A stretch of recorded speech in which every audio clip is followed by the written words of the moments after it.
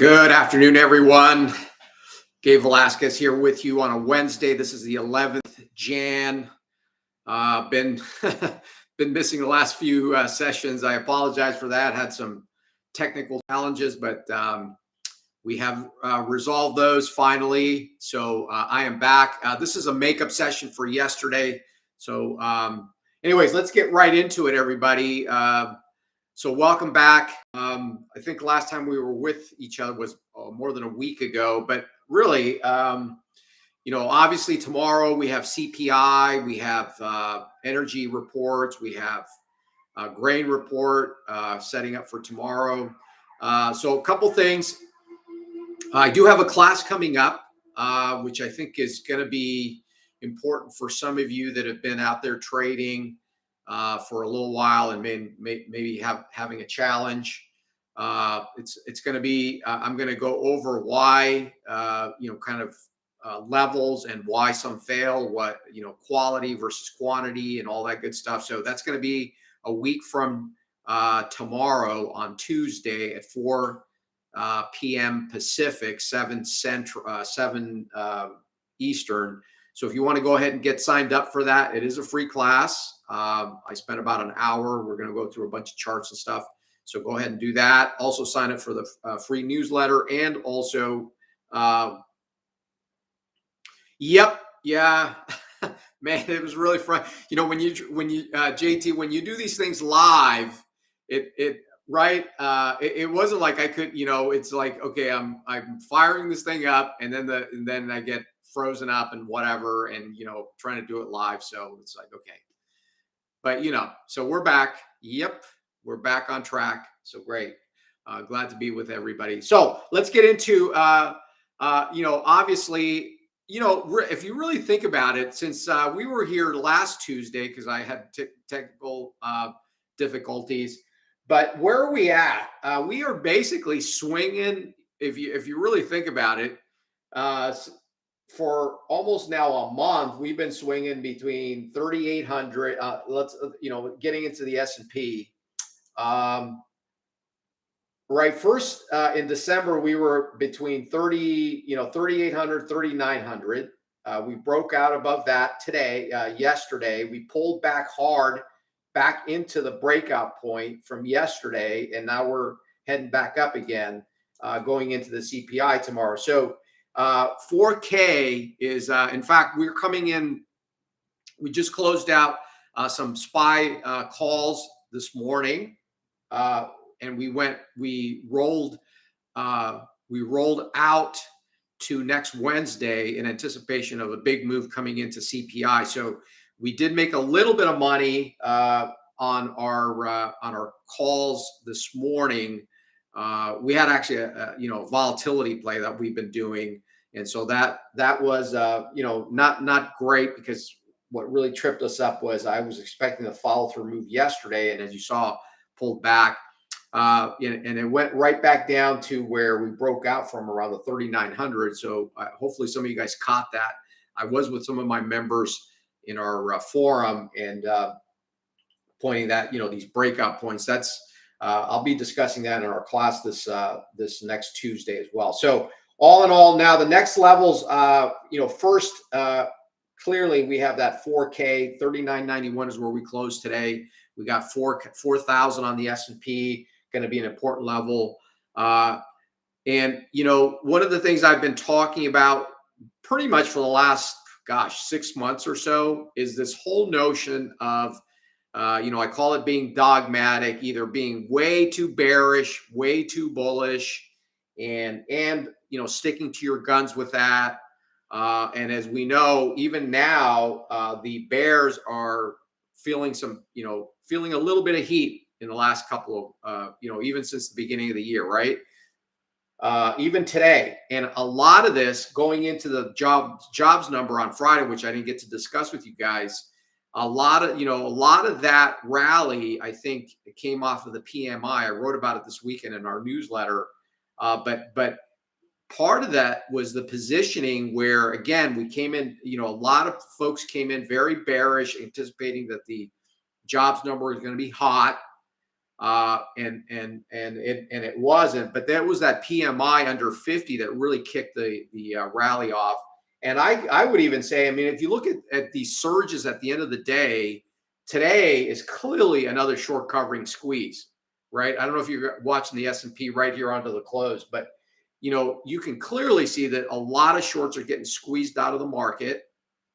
My point to everybody is, and I've been stressing this with my members, is I personally, as you know, we need to be flexible in this market, especially in this market. And I hear a lot of, either you're bearish or you're bullish or whatever, and you stick to your guns with that, and then you get whacked. And if you don't get to change your mind very quickly. Does that make sense? And now, in fact, I will tell you, I mean, I've been, somewhat positive on the markets because of the positioning. As you know, we came in long calls and so forth. But now, as we rally hard, coming up to, I still believe we got a chance at going up to those highs in. Remember, the other thing I discussed with my members this morning is. It was a mere 4 weeks ago that the CPI, the December CPI, November CPI rallied the market. You guys realize that we hit a high of like 41.70. What was it? 40.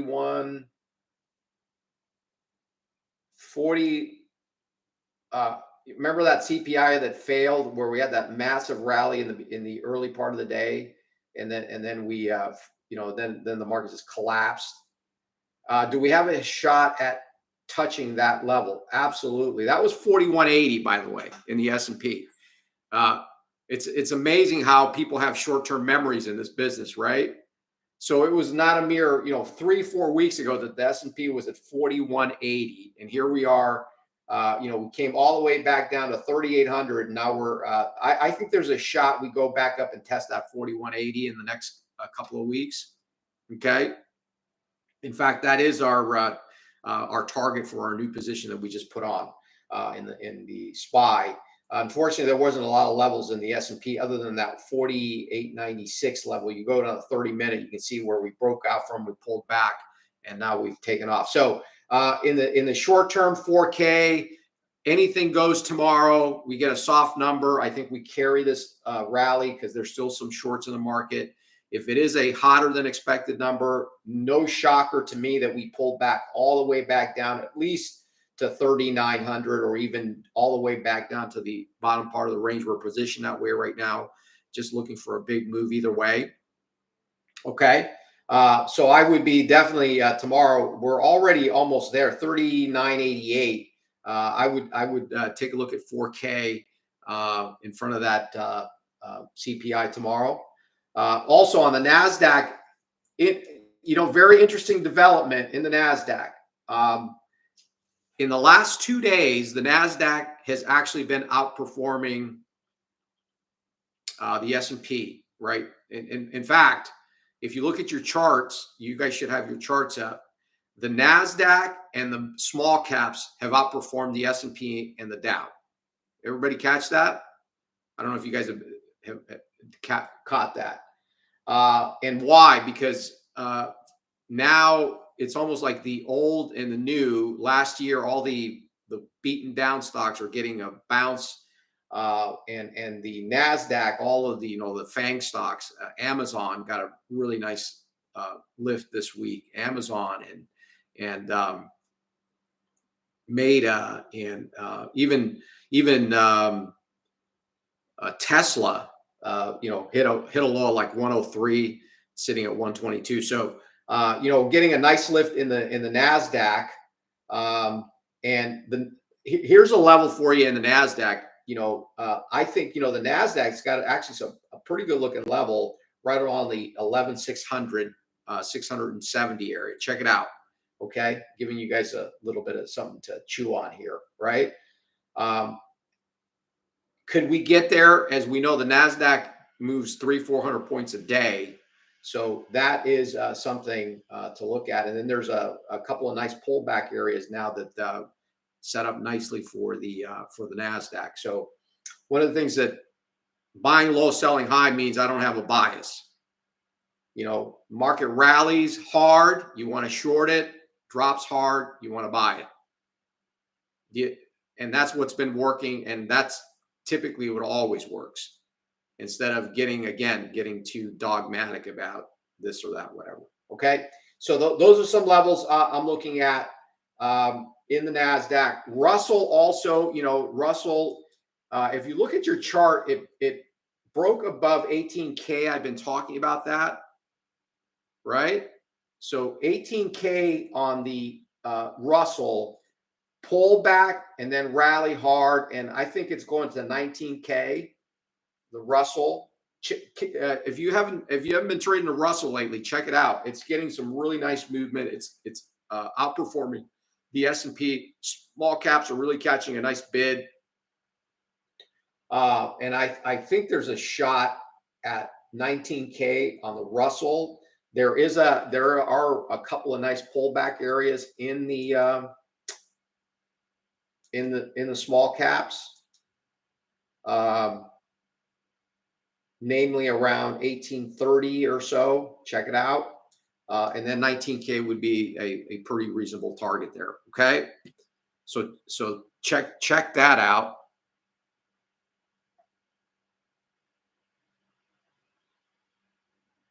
And the Dow also. Dow doesn't have some great levels until it gets up to those old highs again, the CPI highs, let's call it, in December, 31, 182 or so. Okay, 185. So that's what's going on with the indexes. One thing that's again, I wrote about this over the weekend on in the newsletter. This is kind of setting up nicely, actually, if you think about it. You have this powerful rally going on right now. If it does carry, what I'm really watching is keep an eye on the VIX. Take notice that the VIX through the last couple of days, right, as the market has cut, especially since yesterday close and today, we get some follow through to the upside. Notice that the VIX is hanging above 20, right? So here's the setup. If we rally hard into those higher levels, possibly up to those CPI December highs, and the VIX comes all the way back down into the 17, 18 area, the VIX, you guys know right? That is going to set up for some really nice shorting opportunities. Okay, so keep that in mind. Put the VIX on your screen, check it out. But it's really fascinating that the VIX is still hanging above 21, right? So what that tells you is there's still, even though it's a low number, obviously we haven't had any panic or anything, but that's really interesting, because I think that just kind of shows you that institutions are still pretty hedged up right now. Okay, so keep an eye on that, and it's going to be really interesting to see what if we have a really just another jump tomorrow, another kick-ass rally tomorrow. I think that's going to be enough to get us down to the VIX under 20. Okay. Did I say kick ass?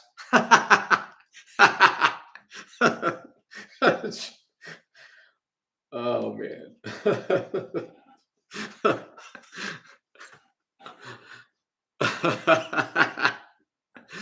Anyways, this is YouTube, right? I can.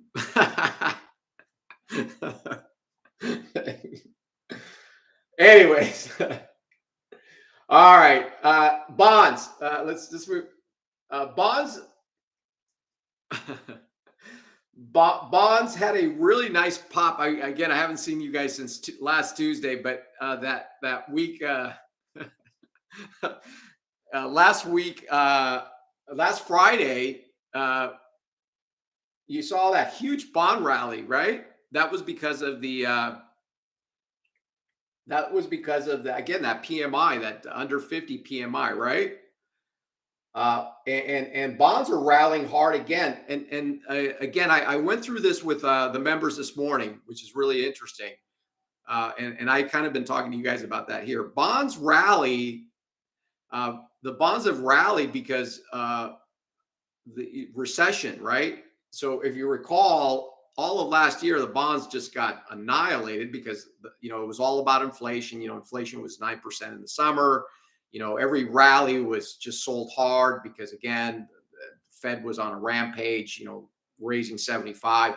Now the narrative's changing from inflation, which is clearly coming down. It's still high, but it's clearly coming down. And now the bonds are rallying because of recession fears, and that's actually going to help stocks too, in the short term, right? So check out the 10-year. If it breaks 115 on the 10-year, that's going to really break a bunch of some of you guys longer term trend followers and all that. Check out the 114 level on the 115. I'm sorry, 115 on the 10-year. That's going to probably prompt a lot of big trend following algos and whatever to kick in long into the 10-year, right? So check that out. The short end of the by the way, the highest yield, the highest inversion in the yield curve comes in at the 6 month. That's around 485. That's the belly of the yield curve, and that's also why bonds are rallying, because of the notion that inverted yield curve is going to create is basically predicting a recession possibly in the next 6, 7, 8 months. Now remember, these are really lagging kind of indications. So just because the inverted yield curve is happening right now, that usually extends out 6 to 9 months out. So the recession probably is going to really kick into gear probably towards I would say the fall, right? So remember, these are big lagging indicators. Okay. All right. On the dollar, we know that the dollar just broke down below 103.5, kind of just meandering today, very just coiling up. I still suspect we're gonna, I've been talking to you guys about 100 in the dollar. There's there's a weekly daily accumulation at 102.05, 101.05 roughly. That could sustain the dollar here for a little bit, maybe just stop the selling, and that also translates into currencies moving higher, although it's been just very, very choppy. Been talking about the yen, that's kind of paused. Trying to get long gold, by the way, I've been talking about that. Copper is in the metals. Check out copper. Remember, I've been talking about copper. So I had a short out in copper and I pulled it, and that was a good thing. And now I'm trying to get long copper, and we were trying to get long FCX. So there's a bunch of ways you guys can play copper. Copper, once it broke above 4, really, look at your chart. There's a clear breakout point right around 4. You see it was kind of chopping around all September, November time frame, and actually all through December it was range trading. Broke out. I think it's got to about 465. There's a great looking level in copper, but it's still a little bit of ways. And also pullbacks are to be bought in copper. So check that out. If you haven't been looking at copper, that's another one I've been looking at. As you guys know, I've been talking to you guys about that here. So that market's really running right now. Don't chase it though, right? You don't want to chase it for sure. Right. So anyways, that's another market with everything else, like currencies are all kind of range trading and not a lot going on. If you go through all your currencies in the futures markets, right? So anyways, that's one market I'm going to be focused on clearly. In the next, now, unfortunately, there wasn't a great pullback area. I've been kind of bullish. There's a shortage and so forth. But one aspect of why we breakout trading is kind of coming into the fold for us at TTS is because pullbacks don't always come about, right? So you see these loud, oh, this looks like it's going to break out above 4. We'll wait for the pullback. It's been chopping around unless you go really small time frame. So that's one of the things why I've been incorporating some more of these volatility breakouts with our members, because I think that portends in this kind of environment to get on board some of these things rather than waiting for the pullbacks, which oftentimes sometimes don't happen. Or if you miss them, then the train leaves the station. Like FCX, we missed by 10 cents at 26, and here it is at 43. You know what I mean? That kind of stuff. So anyways, so yeah, that's a market to look at. Oil, we try to get long today, 75.5, missed it also. And looks like oil wants to go back up to 82. Again, I think oil is going to eventually work its way back up into the 90s. Still trying to get long at some point. And again, same challenge here. We're not getting a lot of pullbacks to get in there. So, okay. And then here's the last thing, and then I'm going to get out of here. Tomorrow we got a big grain report. We've got inventory numbers on nat gas and oil. Nat gas, I've been talking about. I wrote about it this weekend. 350 seems to be holding. I'm trying to. There's a level on the nat gas chart, 330, and it's kind of just chopping around right now at 350. I'm going to either get long the futures or BOIL. If you haven't looked at that, check it out. BOIL. That's a great way to go maybe buy 100 shares or something. And if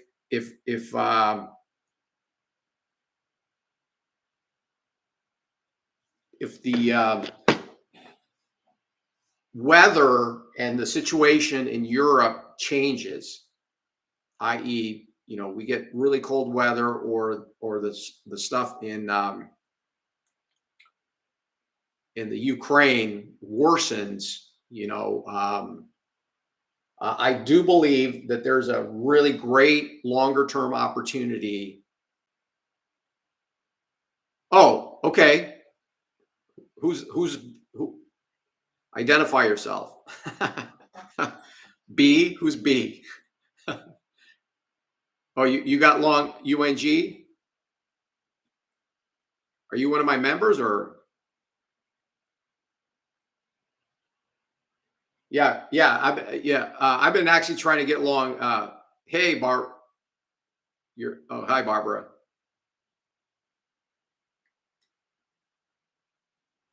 Yes. Oh, okay. How you doing? Good to see you. Yeah. UNG is a little bit more conservative way to play oil. I'm looking at BOIL, which is the twice leverage. Give you an example, if nat gas just rallies back up to 5, let's say, UNG is probably going to go to 13, 14, something right in there, right? If you buy BOIL and nat gas goes up to 5 or 6, BOIL is sitting right around $11 also, right? Where is that? It's traded 11.86 close. That thing's going to be at 25, $30. Right? Yeah, check out the chart of that. If you haven't traded that, check it out. So it's a little bit more aggressive, but if you really catch a move on that thing, man. So it's a little bit more aggressive. We're going to do small size on that and take a longer term view. Yep. Okay, everybody. I think that's going to do it. So just to recap, obviously you've got CPI tomorrow. The market rallied hard into that, anticipating a cooler number. Is there? So let me pose this question for you. Could this be a buy the rumor, sell the news. What do you think? Right? Could it be? Could this be a buy the rumor? You guys know what that means, right? Buy the rumor, sell the news. In other words, the market rallied hard today, anticipating a much cooler CPI number. Well, guess what? What if it doesn't come in? Has that happened before, right? I think that was the same opposite thing in on Friday's jobs number, where everybody thought it was going to be a hot number and got short, and then the market reversed hard. Uh, wouldn't shock me, by the way, if that happens tomorrow. Kind of what it did in December, right? But I think we've already anticipated the rally in the last 2 days. Think about it. The S&P rallied almost 100 points in the last 2 days from the lows at 39. I'm sorry, what was it? 38.80, 38.96. It's almost a 100-point rally just in 2 days. So that would be interesting. So that's coming up. So just from my vantage point, Transparent Trading Solutions, we got a class coming up on again a week from actually Tuesday, next Tuesday. So if you want to sign up for that, there's a link below. If you want to spend 5 days with me in our morning sessions, sign up for that and our newsletter. If not, I will see you guys on Friday. We got all our technical challenges out of the way, so I will be hopefully consistent now again. And let everybody know about the channel. And I'll see you on Friday. Okay. Good luck tomorrow. Take care.